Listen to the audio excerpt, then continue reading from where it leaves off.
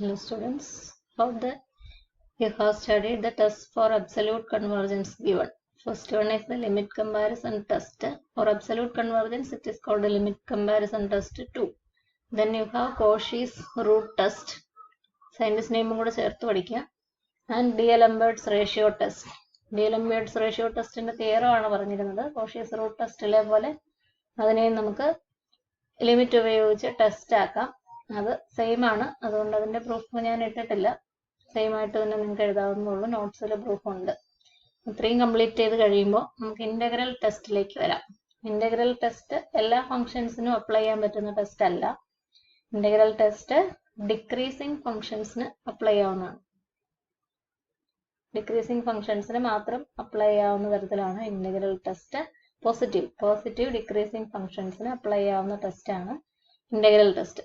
Absolute convergence of series ആണ് പഠിക്കുന്നത് എന്ന് വിചാരിക്കുക.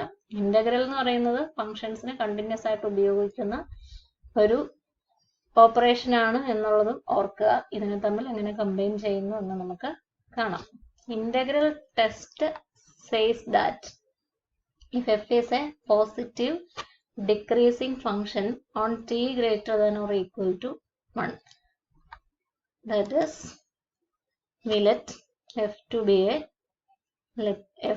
a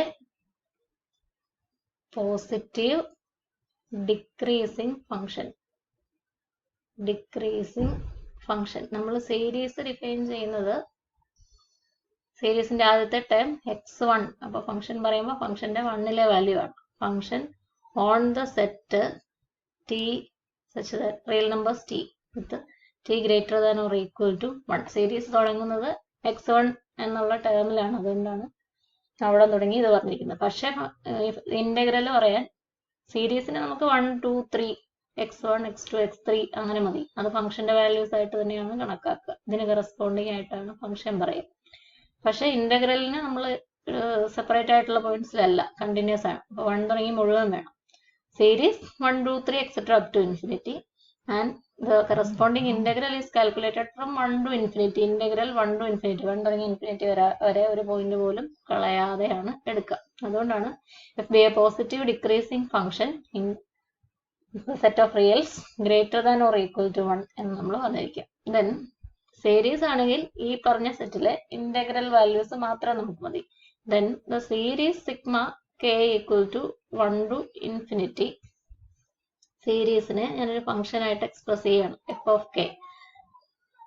f of kയിലെ f of 1 എന്ന് പറയുന്നത് നമ്മുടെ x1, f of 2 എന്ന് പറയുന്നത് നമ്മുടെ സീരീസിലെ x2. അങ്ങനെ വേണം മനസ്സിലാക്കാൻ.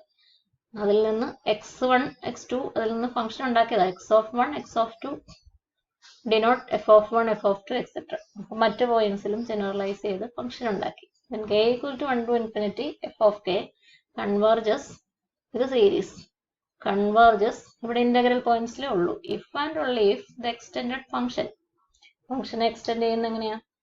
ഇന്റഗ്രൽ എക്സ്റ്റെൻഡഡ് ഫംഗ്ഷന്റെ ഇന്റഗ്രൽ. മറ്റേത് ഇതിലെ ഇന്റഗ്രൽ പോയിന്റ്സ് മാത്രമേ ഉള്ളൂ. ഇത് കണ്ടിന്യൂസ് ആയിട്ട് മുഴുവൻ integral 1 to infinity ft dt. Series converge ചെയ്യണമെങ്കിൽ ഈ ഇന്റഗ്രൽ എക്സിസ്റ്റ് ചെയ്യണം. Integral 1 to infinity ft dt is defined by integral 1 to ഒരു constant point b ft dt calculate ചെയ്താൽ മതി. എന്നിട്ട് ചെയ്യാൻ ഒരു മാർഗം ഇവിടെ പറഞ്ഞതേ ഉള്ളൂ. എന്നിട്ട് അതിന്റെ ലിമിറ്റ് എടുത്താൽ മതി.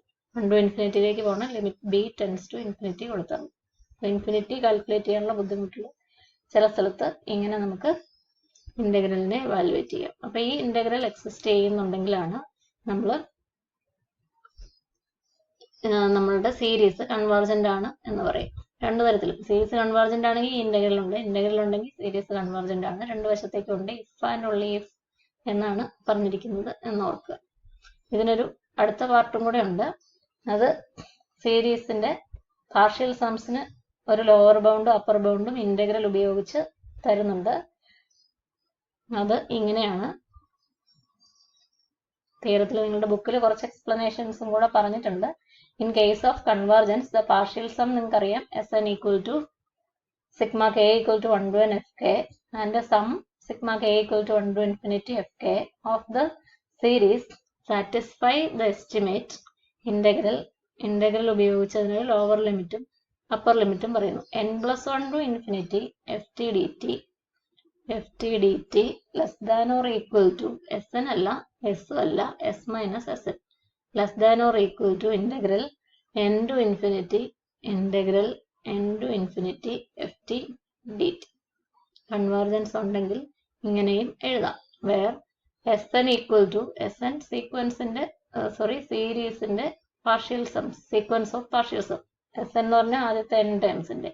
അപ്പോൾ sigma k equal to 1 to n സീരീസിന്റെ ടേംസ് x1 x2 എന്ന് എഴുതുന്നതിന് വരെ f1 f2 അങ്ങനെ എഴുതിയേക്കുന്നത് fk എന്ന് നമുക്ക് എഴുതാം. ഇതാണ് sn. And s equal to സീരീസിന്റെ മുഴുവൻ സമം sigma k equal to 1 to infinity f of k. ഇതാണ് സീരീസിന്റെ സം. ഇന്റഗ്രൽ ടെസ്റ്റ് കംപ്ലീറ്റ് ആയിട്ട് ഇതാണ്. ഒരു പാർട്ടിൽ ഇന്റഗ്രലും സീരീസും ഇന്റഗ്രൽ എക്സിസ്റ്റ് ചെയ്യുകയും സീരീസ് കൺവേർജ് ചെയ്യുകയും ചെയ്യുന്നത് ഒരേ രീതിയിലാണ് എന്ന് നമ്മൾ ഇന്റഗ്രൽ എക്സിസ്റ്റ് ചെയ്യുന്നുണ്ടെങ്കിൽ ഇൻഫിനിറ്റ് ഇന്റഗ്രൽ എക്സിസ്റ്റ് ചെയ്യുന്നുണ്ടെങ്കിൽ സീരീസ് കൺവേർജ് ചെയ്യും. സീരീസ് കൺവേർജ് ചെയ്യുന്നുണ്ടെങ്കിൽ ഈ ഇന്റഗ്രൽ എക്സിസ്റ്റ് ചെയ്യും എന്ന് ഒരു പാർട്ടിൽ പറയുന്നു. This is a part 1 of integral theorem. And in part 2 of the integral theorem we give a limit for the series itself. സീരീസിന്റെ സീക്വൻസ് ഓഫ് പാർഷ്യൽ സംസിനാണ് s മൈനസ് sn ആണ് എന്നുള്ളതൊക്കെ സത്യം. എന്നാലും അത് സീരീസിന് തന്നെ ഒരു ലിമിറ്റ് കിട്ടുന്ന പോലെയാണ് ഇന്റഗ്രൽ ഉപയോഗിച്ച്. Integral n+1 to infinity ft dt lower ലിമിറ്റും s മൈനസ് sn ന്. Integral n to infinity ft dt s minus sn ന്റെ അപ്പർ ലിമിറ്റും ആണ്. ഇവിടെ നമുക്ക് കുറേയേറെ കാര്യങ്ങൾ മനസ്സിലാക്കാനുണ്ട്. ശരിക്കും ഞാനൊരു എക്സാമ്പിൾ എടുത്ത് ഇത്തരം ഒരു ഡിക്രീസിങ് ഫംഗ്ഷൻ പറയാം. കൺസിഡർ സീരീസ് ആണല്ലോ നമ്മുടെ കയ്യിലുള്ളത്. Sigma n equal to 1 to infinity 1/n² എന്നുള്ള സീരീസ് ആണ് തന്നിരിക്കുന്നത് എന്ന് വിചാരിക്കുക. എക്സ്പാൻഡ് ചെയ്ത് നമുക്ക് ഈ സീരീസിനെ ഇങ്ങനെ എഴുതാം. Sigma n equal to 1 to infinity 1/n². When n equal to 1 we write 1/1². When n equal to 2 we write 1/2². n equal to 3 1/3². n equal to 4 1/4² plus etcetera. Integral test നമ്മൾ ഉപയോഗിക്കുന്നു. നമ്മുടെ കയ്യിലുള്ള സീരീസ് ആണ്. സീരീസിനെ നമ്മൾ സാധാരണ x1 x2 x3 അങ്ങനെയാണ് terms എഴുതിക്കൊണ്ടിരുന്നത്. ആ അർത്ഥത്തിലാണെങ്കിൽ ഇതാണ് നമ്മളുടെ x1 1/1², x2 1/2², x3 1/3², x4 1/4². Series പറയുമ്പോൾ നമ്മൾ നാച്ചുറൽ നമ്പേഴ്സ് ഉപയോഗിച്ചാണ് സീരീസിലെ ഓരോ ടേംസിനെയും എഴുതിക്കൊണ്ടിരിക്കുന്നത്. അതുകൊണ്ടാണ് അവിടെ n എന്നുള്ള നൊട്ടേഷൻ ഉപയോഗിച്ചത്. Corresponding to this we can form the function 1/1 എടുത്തുള്ളൂ, അടുത്തത് 2 എടുത്തുള്ളൂ. 1നും 2നും ഇടയ്ക്കുള്ള എല്ലാ വാല്യൂസും, 2നും 3ക്കും ഇടയ്ക്കുള്ള എല്ലാ വാല്യൂസും, 3ക്കും 4നും ഇടയ്ക്കുള്ള എല്ലാ വാല്യൂസും, അതെല്ലാം ഉപയോഗിച്ച് നമുക്ക് 1/n² പോലെ 1/x² കൺസ്ട്രക്ട് ചെയ്യാവുന്നതാണ്. That function is denoted by f of x. f of x അല്ല, ഇവിടെ f of t. f of x ആണ് നമ്മൾ സാധാരണ ഫംഗ്ഷൻസ് ഉപയോഗിക്കാറുണ്ടായിരുന്നത്. അതുകൊണ്ടാണ് ഞാൻ അങ്ങനെ പെട്ടെന്ന് എഴുതിപ്പോയത്. അപ്പോൾ f of t equal to 1/t² എന്ന് എഴുതാം. എപ്പോഴൊക്കെയാ നമ്മളിവിടെ 1 സ്റ്റാർട്ട് ചെയ്തിട്ടുള്ളൂ സീരീസിൽ. അതുകൊണ്ട് നമ്മളിനി t greater than or equal to 1. 1 കഴിഞ്ഞാൽ സീരീസിൽ 2 പറഞ്ഞുള്ളൂ, 2 കഴിഞ്ഞാൽ 3 പറഞ്ഞുള്ളൂ. പക്ഷെ 1 കഴിഞ്ഞ് 2 വരെയുള്ള എല്ലാ പോയിന്റ്സും, 2 കഴിഞ്ഞ് 3 വരെയുള്ള എല്ലാ പോയിന്റ്സും, അങ്ങനെ അപ് ടു ഇൻഫിനിറ്റി. അപ്പോൾ 1 കഴിഞ്ഞുള്ള എല്ലാ റിയൽ നമ്പേഴ്സിനും ഉപയോഗിച്ച് ഈ സീരീസിൽ പറഞ്ഞ 1/n²നെ 1/t² for t greater than or equal to 1 എന്ന് നമ്മൾ എക്സ്റ്റെൻഡ് ചെയ്യാണ്. ഇതൊരു എക്സാമ്പിൾ. അപ്പോൾ എല്ലാ ഫംഗ്ഷൻസിനും ഇല്ല. പോസിറ്റീവ് അല്ലെ, 1/n² പോസിറ്റീവ് ആയിരിക്കും. ഫംഗ്ഷൻ പോസിറ്റീവ് ആണ്. ഡിക്രീസിങ് ആണോ നോക്കിക്കേ. ആദ്യം 1/1, പിന്നെ 1/4, പിന്നെ 1/9 കുറഞ്ഞു വരുവാണ്. ഇനി ഇന്റഗ്രൽ അല്ലെങ്കിലും അങ്ങനെയാണ്. ഡിനോമിനേറ്റർ കൂടി വരുവാണ്. t greater than 1, 1.5 എടുത്താൽ ഡിനോമിനേറ്റർ കൂടി വരുവാണ്, ഫംഗ്ഷന്റെ വാല്യൂ കുറഞ്ഞു വരികയാണ്. Positive decreasing function. അപ്പോൾ ഇത്തരം ഫംഗ്ഷൻസിന് വേണ്ടിയാണ് നമ്മൾ ഇന്റഗ്രൽ ടെസ്റ്റ് ഉപയോഗിക്കുന്നത് എന്ന് ആദ്യമേ തന്നെ മനസ്സിലാക്കുക. അപ്പോൾ നമ്മുടെ x1നെ ഇനി എങ്ങനെ എഴുതാം? 1/1² കിട്ടിയാൽ മതി. അത് 1/n² n ഈക്വൽ ടു 1 കൊടുത്താൽ മതി. ഇവിടെ t ഈക്വൽ ടു 1 കൊടുത്താലും കിട്ടും. x1 ഈക്വൽ ടു അതെന്താണ്? ഇപ്പോൾ f of 1 ആണ്. x1 f of 1, f of t equal to 1/t². x2 equal to f of 2 കൊടുത്താൽ 1/2² കിട്ടും. നമ്മുടെ സീരീസിന്റെ ടൈമിനെ, രണ്ടാമത്തെ ടൈമിനെ f of 2 എന്ന് എഴുതാം. സീരീസിന്റെ മൂന്നാമത്തെ ടൈമിനെ f of 3 എന്ന് എഴുതാം. സീരീസിന്റെ നാലാമത്തെ ടൈമിനെ f of 4 എന്ന് എഴുതാം. അപ്പോൾ സീരീസിനെ x1 plus x2 plus x3 plus etc. plus sigma xn എന്ന് എഴുതുന്നതിന് പകരം നമുക്ക് വേണമെങ്കിൽ ഇനി ഇങ്ങനെ എഴുതാം. Sigma k equal to 1 to infinity. k equal to 1 കഴിഞ്ഞാൽ k equal to 2. സമ്മേഷൻ എഴുതി കഴിഞ്ഞാൽ അതേ ഉള്ളൂ നമുക്കറിയാം. k equal to 1 to etc. up to infinity. Sigma k equal to 1 to infinity. നമ്മൾ എന്ത് എഴുതും?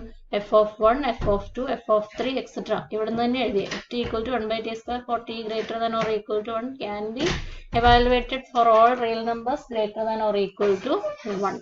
അപ്പോൾ അതിൽ നിന്ന് നമുക്ക് ഇന്റഗ്രൽ ആയിട്ടുള്ള നാച്ചുറൽ നമ്പേഴ്സ് മാത്രം k equal to 1, k equal to 2, k equal to 3, k equal to 4 മാത്രം പെറുക്കി up to infinity സം എടുത്താൽ നമ്മുടെ സീരീസ് ആണ്. ഇതാണ് നമ്മുടെ കയ്യിലിരിക്കുന്ന സീരീസ്. x1 x2 എന്നുള്ളതിനെ മാറ്റി f of 1 f of 2 അങ്ങനെയുള്ള ഒരു നൊട്ടേഷനിലേക്ക് കൊണ്ടുവരുന്നു. അപ്പോൾ അതാണ് നമ്മുടെ സീരീസ്. ആ സീരീസിന്റെ കൺവേർജൻസ്, സീരീസിലെ ടേംസ് പോസിറ്റീവും ഡിക്രീസിങ്ങും ആണെങ്കിൽ ആ സീരീസിന്റെ കൺവേർജൻസ്, അങ്ങനത്തെ സീരീസിന് മാത്രമേ കൊള്ളത്തുള്ളൂ. പോസിറ്റീവ് ഡിക്രീസിങ് ടേംസ് ഉള്ള അവിടെ നിന്നാണ് പോസിറ്റീവ് ഡിക്രീസിങ് ഫംഗ്ഷൻ. സീരീസിൽ നിന്ന് നമുക്ക് പോസിറ്റീവ് ഡിക്രീസിങ് ഫംഗ്ഷൻ ഉണ്ടാക്കിയെടുക്കാം. ആ ഇന്റഗ്രൽ പോയിന്റ്സിൽ സാറ്റിസ്ഫൈഡ് ആയിട്ടുള്ള അതിനിടയ്ക്കുള്ള പോയിന്റ്സിലും സാറ്റിസ്ഫൈഡ് ആയിരിക്കും. 1/n² കേസിൽ 1/t² ഡിക്രീസിങ് ആയതുപോലെ. അപ്പൊ അത്തരം സീരീസിന്റെ ടേംസ് ഉള്ളിടത്ത് മാത്രമേ നമുക്ക് ഇന്റഗ്രൽ പോസിറ്റീവ് ഡിക്രീസിങ് ഫംഗ്ഷൻ ആണെങ്കിൽ അതിന് കറസ്പോണ്ടിങ് ആയിട്ട് ഈ ഫംഗ്ഷനെ x1 x2 അതിന് പകരം f of 1 f2 f3 അങ്ങനെ വിളിച്ചു. അപ്പൊ അതിന് കറസ്പോണ്ടിങ് ആയിട്ട് 1/n² പകരം 1/t² continuously from t equal to 1, t greater than or equal to 1 മുഴുവനും വാല്യൂസ് ഡിഫൈൻ ചെയ്ത് ഒരു ഫംഗ്ഷൻ ഉണ്ടാക്കിയെടുക്കുന്നു. ആ ഫംഗ്ഷനുമായിട്ട് ബന്ധപ്പെട്ട് നമുക്ക് ഇന്റഗ്രൽ ടെസ്റ്റ് നടത്താം. അപ്പോൾ ഇനി ഈ സീരീസിന്റെ കൺവേർജൻസിന്, സീരീസ് എന്ന് പറയുമ്പോൾ 1, 2, 3, 4 അങ്ങനെയുള്ള പോയിന്റ്സിലെ എഫിന് വാല്യൂ ഉണ്ടായിരുന്നുള്ളൂ എന്ന് വിചാരിക്കുക. ഈ സീരീസിന്റെ കൺവേർജൻസിന് നമുക്ക് ഈ ഇന്റഗ്രലിന്റെ വാല്യൂ മനസ്സിലാക്കിയാൽ മതി. അപ്പൊ ഇന്റഗ്രൽ എന്ന് പറഞ്ഞാൽ എളുപ്പമല്ല. ഇന്റഗ്രൽ 1 to infinity 1/t² ആണ്. എപ്പോഴും അത്തരം ഇന്റഗ്രൽസിനെ 1 to infinity നമുക്ക് ഇന്റഗ്രേറ്റ് ചെയ്യാനൊക്കെ അറിയാമായിരിക്കും. പക്ഷെ 1 to infinity ലിമിറ്റ് കൊടുത്ത് കണ്ടുപിടിക്കാൻ ബുദ്ധിമുട്ടുണ്ടായിരിക്കും. നമ്മൾ ഇന്റഗ്രൽ കണ്ടുപിടിക്കാനൊന്നും പോകുന്നില്ല, കണ്ടുപിടിക്കാൻ ആവശ്യം വരും. ലിമിറ്റ് പറയാൻ വേണ്ടി ഇന്റഗ്രൽ കണ്ടുപിടിക്കേണ്ടി വന്നാൽ ആ ഇന്റഗ്രലിനെ നമ്മളൊരു ലിമിറ്റ് ഉപയോഗിച്ചാണ് കണ്ടുപിടിക്കുക. ഇന്റഗ്രൽ 1 to infinity ഡയറക്റ്റ്ലി ചെയ്യാൻ പറ്റില്ലാത്ത ഇന്റഗ്രേഷൻസ് ഇങ്ങനെ ചെയ്യാറുണ്ട്. ഫൈനൈറ്റ് ആണെങ്കിൽ ആ ഇന്റഗ്രൽസ് കണ്ടുപിടിക്കാൻ പറ്റും. അപ്പൊ ഇന്റഗ്രലിന് വാല്യൂ കിട്ടും 1 to b ft dt for a finite value b കണ്ടുപിടിച്ചിട്ട് b ഇൻഫിനിറ്റ് ആക്കിയാൽ മതി. b tends to infinity എന്ന് കൊടുക്കുക. അപ്പോൾ നമുക്ക് ലിമിറ്റ് വാല്യൂ പറയാനായിട്ട് സാധിക്കും. അതാണ് ഇന്റഗ്രൽ കണ്ടുപിടിക്കാനുള്ള ഒരു മാർഗം. ഇനി അത് ഉപയോഗിച്ച് നമുക്ക് ഇന്റഗ്രൽ വാല്യൂസ് ഉപയോഗിച്ച് സീരീസിന്റെ പാർഷ്യൽ സമ്മിന് ലിമിറ്റും കൊടുക്കാൻ പറ്റും. ഇതാണ് ഇന്റഗ്രൽ ടെസ്റ്റ് എന്ന് മനസ്സിലാക്കുക. അടുത്ത വീഡിയോയിൽ നമുക്ക് ഇന്റഗ്രൽ ടെസ്റ്റിന്റെ പാർട്ട് 2ന്റെയും പ്രൂഫ് കാണാം എന്ന് വിചാരിക്കുന്നു. Thank you.